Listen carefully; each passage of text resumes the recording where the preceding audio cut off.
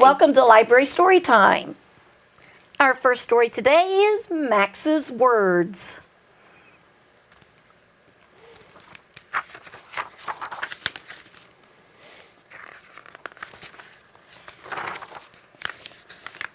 One more page. There we go.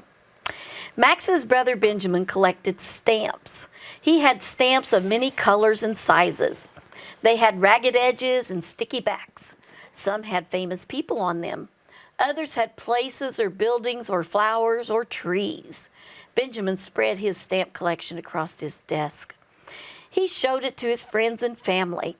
Everyone admired it. Max said, "Can I have a stamp?"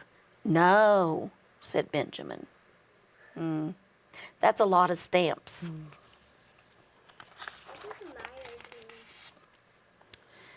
Max's other brother, Carl, collected coins. He had coins of many sizes and values.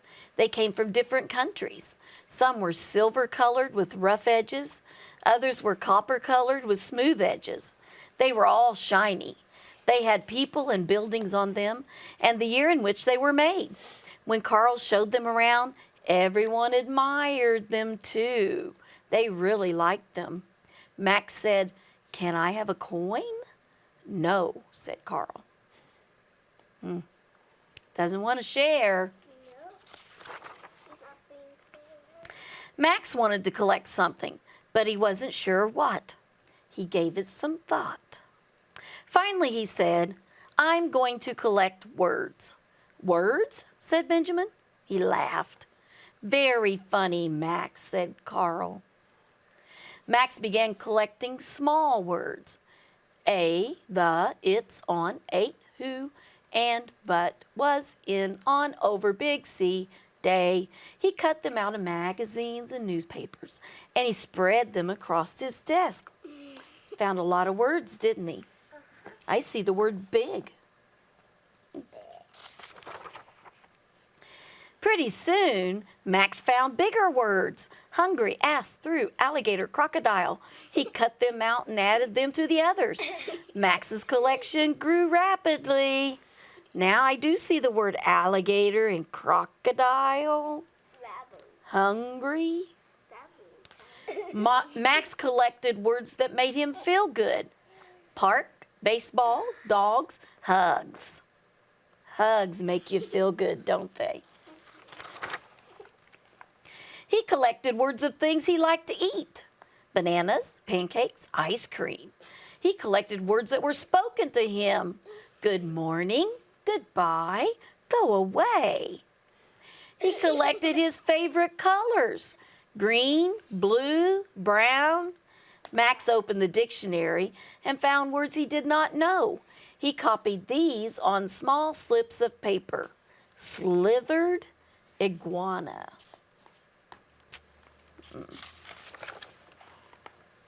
"What are you doing, Max?" asked Benjamin. "Let me see," said Carl. Max's collection grew too big for his desk, so he spread out his words on the floor. He separated them into neat piles. Oh, look at that. He's making these great big piles. When Benjamin and Carl arranged their collections in different orders, it didn't make much difference. But when Max put his words in different orders, it made a big difference.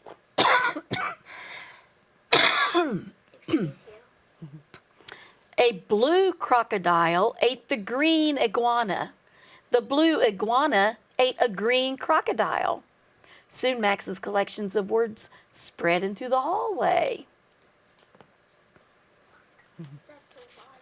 Those are long bunches of words. Oh, see you later, alligator.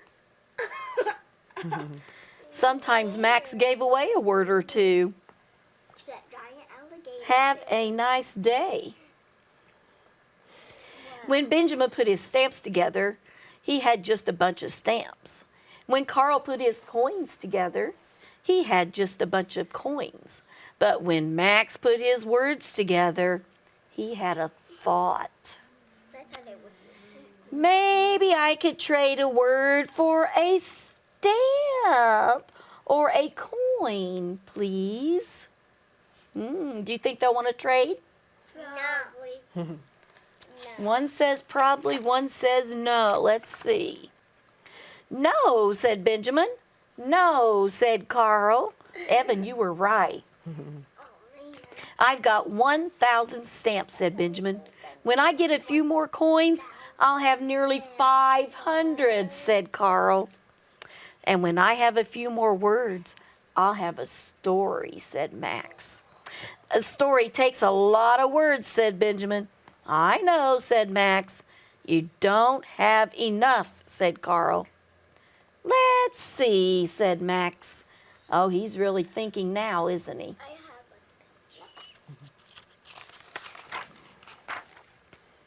Max sorted through his words. He picked out a few and began arranging them on the floor. Once there was a little brown worm who wished to be a big green snake. He's thinking about it. Benjamin and Carl stopped what they were doing and came over to look. Max continued his story. The worm slithered through the grass. It stuck out its tongue and hissed loudly. And you can see in the picture here, he has an illustration of that snake hissing.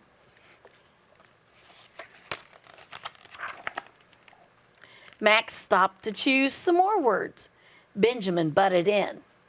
Then along came a big mean green crocodile. Then it was Carl's turn. I'm hungry, it said. Oh, there he is. Oh no, I think he wants some human.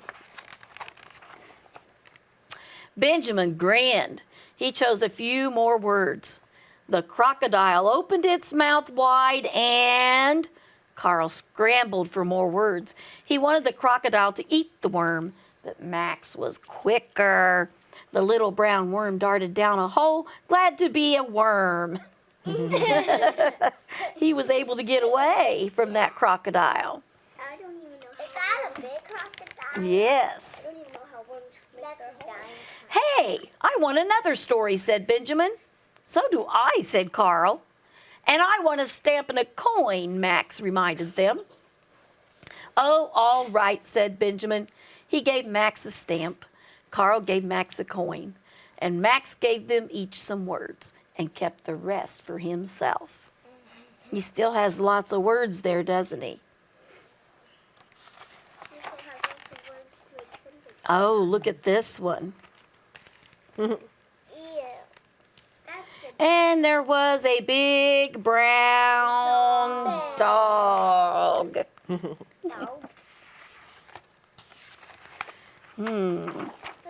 The end. Well, I wonder what came between and there was a big brown dog and the end. That would be an interesting story to write, I bet. Yeah. All right. Miss Lisa has something for us about words. All right, so I've got a whole little stack here of little pictures, and pictures can represent words. So we're going to take a look at what these are. I need you guys to tell me what word this means, and then I'll give it to you, and then we're going to play a little rhyming game. You guys know what this is? A can. It's a can. Okay, I'll let you hold that one. What is this? A pencil. A baseball bat. A bat. Okay, so keep that in mind. That's a bat. What's this little arrow pointing to? A toe. A toe. Yep. What's this? Airplane. Okay, let's forget about air and just say plane. Plane. It will help us rhyme better. What might this be? Ladybug. Okay, if we shorten it just to bug. Bug. Okay. And this is a Bee. bee. And what's this arrow pointing to? Hair. Some beautiful red hair. This one could sort of be tricky because it could be several words. What do you think this? Not a book. A rug. All right, keep that in mind that that's a rug. Ooh, what's this? Pie. Yum, yum, yum. And what's this one? Chair. And here we have a tree. Got a few more to go. And a pan. Pan. And this is a A bow. Tie. A bow tie? We'll have to see once which one that rhymes with. It could be either. And this is a A cat. cat. And here we have a train. And then I'll give you this one, a tie. That's a regular necktie, isn't it? So when we rhyme, boys and girls, all we're doing is changing the beginning sound. The ending sound is the same. So like with at, we can add k, at, or bat, or pat, or mat, or sat. Right, so all we do is change the beginning sound. And so we have these cute little frogs sitting on a log. Now, this little guy right here is a bear. Why don't you let your pictures out so you can see them? Now, when we were going through our words, I remembered hearing two things that sort of sounded like bear. What do you guys have? Okay, bring it on up here. We have each frog gets to have a picture. Stick it right there. So we know bear rhymes with hair. And what else? What you have one down there? What's that? Chair. A chair. So if we say all three of these words, they rhyme because the ending sound is the same. Chair, bear, and hair. All right, goodbye, frogs. Let's try another one. Here we have our fly. Bee. No. Fly or fly, fly, fly. I know. Fly goes with Pie. Pie. pie, And bee. and fly goes with Tie. tie. I think you might have them both. There you go. Yep. So pie, fly, tie. Very good. Those words rhyme. Maybe you have two that will rhyme. Okay, guys, what rhymes with fan? Airport. Pan and what else? Train. No, can. There we go. You have the pan. Fan, can, pan. That's right. All we did was change the beginning sound. All right. What about a key? Key. What else says E at the end? I don't know. B and oh, there we go. The tree, right? B, key, tree. All right. Here is a cane. Which other word says ain at the end? Train. Yep, and then there's another way of getting across the country in a what? Plane. All right, we are almost done, guys. You are doing a great job. This is a picture of a needle and thread with some cloth, and so they are sewing. What goes with sew? Sew. Bow. And then I think you have the other one too. Foot. Not foot, but remember what was on the end of your foot? Toe. Very good. So toe, sew, bow. All right, you guys have a few pictures left. What about jug? Jug goes with rug and bug. That means the next one. All we did was change that beginning sound. No, I guess the other Bug, jug, and rug. Oh, and you have both of them, don't you? So here we have a hat. This is one of the easiest ones to rhyme with because there's so many of them. Hat. Whoa, careful. Oh, he's upside down. So we have bat, hat, and cat. Very good. So that's rhyming words. So boys and girls at home, maybe you can find some little pictures and match them up and do some rhyming words at home as a fun activity. Yeah, Mom and Dad can help you too. All right, so we have another story. This one's called Better Together. Got a little family of, looks like chipmunks or a squirrel. Not cool. Yeah, it could be. Yeah, it says Mr. McMunk. And we have Sam and we have Peanut. And over here we have the squirrely family. So squirrels and chipmunks. So look, here goes the squirrel family up the tree. There's a chipmunk family going over there. Better together. One stormy night, the wind howled through the woods. The trees shook and the branches clacked and bump, bump, bump, bump, bump, bump. Mrs. Squirrely and her 2 little squirrels were blown right out of their nest. That's terrible. This way, Mrs. Squirrely called. I know a hollow tree nearby. Beck and Fern followed their mama through the forest to an oak tree with a hollow trunk. It was warm and dry inside. Look at the little girl chipmunk. She has glasses on. It's so cute. Meanwhile, not far away, the wind was howling and the trees were shaking and the branches were clacking and the rain was coming down, down, down, down. Swish! Mr. McMonk and his 2 little chipmunks were blown right out of their burrow. Follow me, Mr. McMonk called to Peanut and Sam, and they followed their papa to the hollow in the trunk of a great oak tree. It was warm and dry inside. And it was full of squirrels. The squirrels had already got in there. Mrs. Squirrely greeted Mr. McMonk. Good thing we all found this nice spot to stay. Mr. McMonk smiled. It's our lucky day. Beck and Fern and Sam and Peanut were shy at first, but not for long. A full hollow meant that there was always someone to play with. Beck loved Stack the Sticks, and it turned out that Peanut did too. Sam was a huge fan of Rotten Nut Hunter, and so was Fern. Plus, some games were just paws down better. Jumping rope with 2 was tough, but with 4, no problem.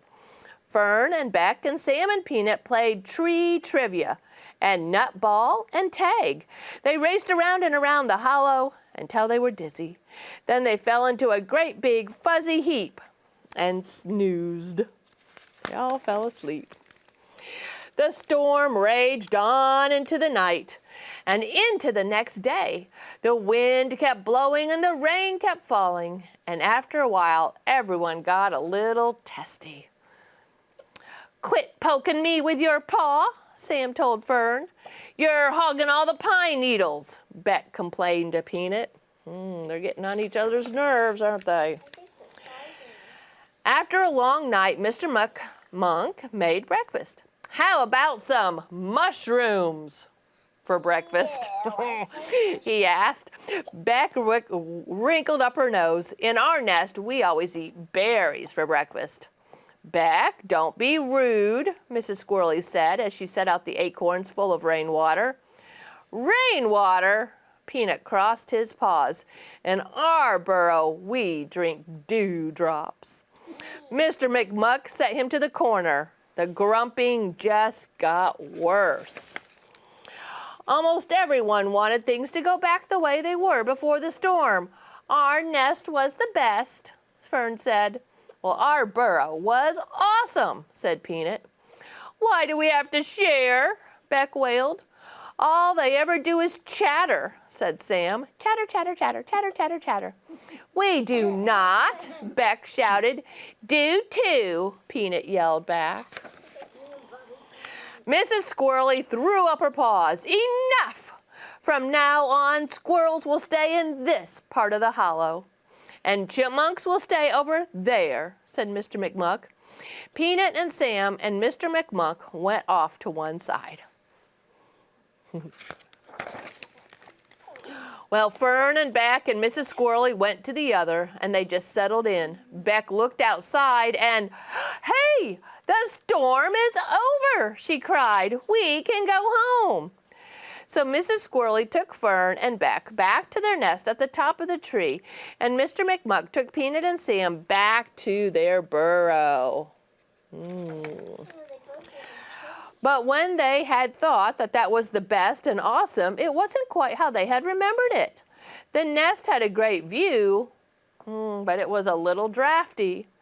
The burrow was super cozy, but it was a little damp. And most of all, it was too quiet. And it was empty. Fern rubbed her eyes with the back of her paw. "Can we go see Peanut and Sam?" she asked. "What a good idea," said Mrs. Squirrely. Meanwhile, Peanut found the berries and tucked them into the corner of the hollow. "Beck and Fern would really like these," he said. "They always eat berries for breakfast. Let's take some of them to them." So Peanut and Sam and Mr. McMuck raced out of the burrow and climbed up the oak tree just as Fern and Beck and Mama Squirrel were climbing down. They met in the middle by the hollow. "Sam! Beck! Fern! Peanut!" The squirrels and the chipmunks raced in circles around and around in the tree when they saw each other. "Mama, can we stay here from now on?" Fern begged. "Us too," Sam and Peanut asked their papa. "We'll see," said Mr. McMuck, and he smiled at Mrs. Squirrely. "I think I will try mushrooms for breakfast tomorrow," Beck said. "No, let's have berries," said Peanut, "with rainwater."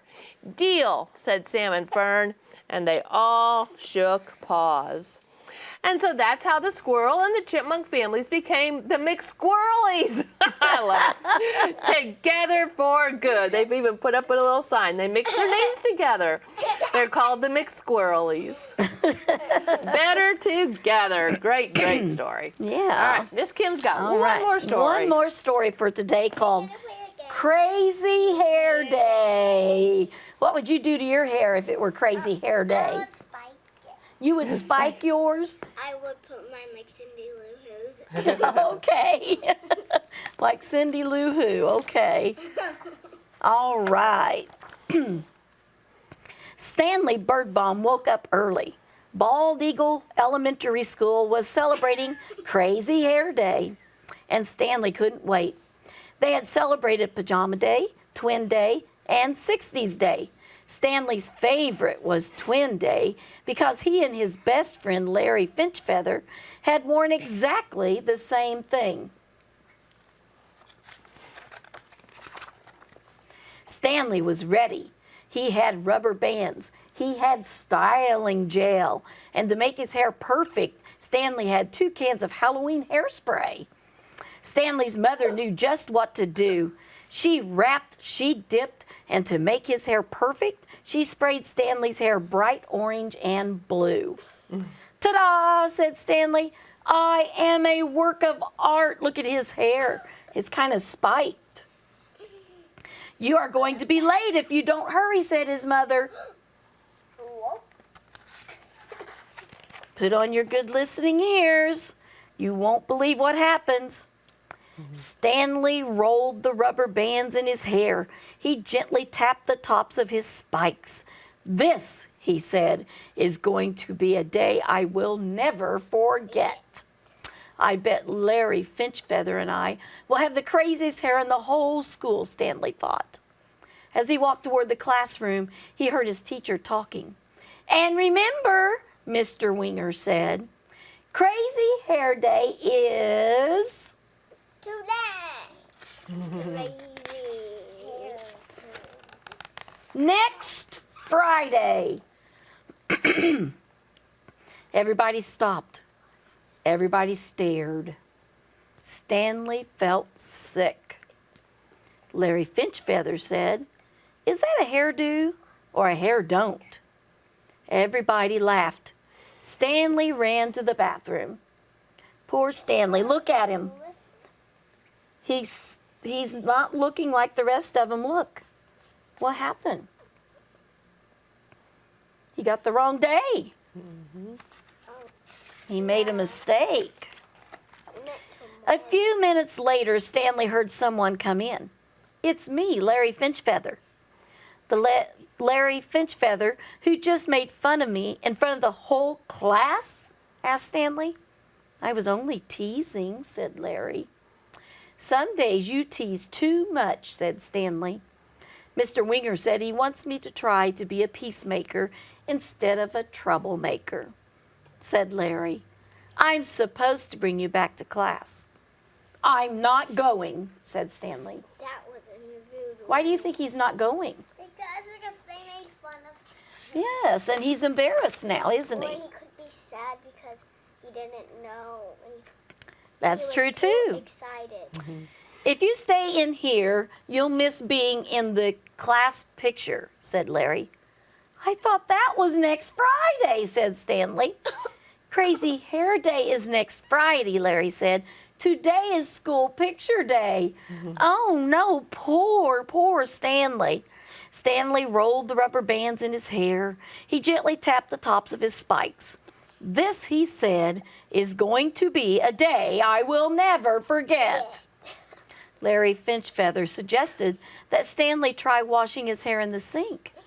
It won't help, said Stanley. Halloween hair color lasts for days. Well, it really doesn't matter. It's only your hair, Larry told him. If you don't come out of here by the time math is over, I'm coming to get you. You can't stay here all day. Now you'll be fired. Fired from school? Suspended from school. Well, it was very quiet after Larry Finchfeather left, and Stanley wondered if maybe he could spend all day in the bathroom. He would get fired. He ate his lunch. He drew pictures. He even timed himself to see how fast he could flush all the toilets. 32 and a half seconds, he shouted. A new world record by me, Stanley Birdbaum. Stanley had counted up to 121, 122, 123 drops of water from a leaky faucet when Larry Finchfeather came back. Uh-oh. Math must be over. He's probably going to get dragged. Picture. Beep! Time's up. Let's go, Larry announced. Picture time. If I'm in it, I'll look like the class weirdo, said Stanley. Remember 60s Day when Mr. Winger had the flu but came in anyway, said Larry. He said the day wouldn't be the same if we weren't all together. You have to come. I give you 5 minutes. Larry Finchfeather left, and Stanley Birdbaum thought about 60th Day when Mr. Winger had taught them all those great old songs. He remembered how on Pajama Day everyone in the class had worn PJs and slippers. Then Stanley imagined what his class picture would look like without him. It would probably look like one class. Look there. See how it looks? Oh, There's a bare spot. yeah. He decided to go back to class. To keep from being nervous, Stanley made up a song. Crazy hair, how I wish it wasn't there. Stanley felt someone touch his shoulder. I was just coming to get you, said Larry Finchfeather. What if they laugh at me again, asked Stanley. Everything will be fine, Larry whispered. I promise. What do you think's going to happen? He's just going to actually like the pictures because some people actually do have their hair dyed in Oh. picture. Stanley stood in front of the class. Everybody stopped. Everybody stared. Stanley rolled the rubber bands in his hair. He gently tapped the tops of his spikes. That happened in the whole story. And this, he said, is going to be a day I will never forget. What happened? His hair is still in the spike and he's still. But look at his class. Everybody in the class did something unusual with their hair. So he didn't have to feel embarrassed anymore. And when he went home and went to bed that night, he went to bed with a smile on his face. How did he feel? That's pretty good. They made him feel much better, didn't they? That was nice of that Because class. some people have. Okay, we're all finished for today. We hope you enjoyed the stories. Right now, we just need to say Bye-bye. goodbye.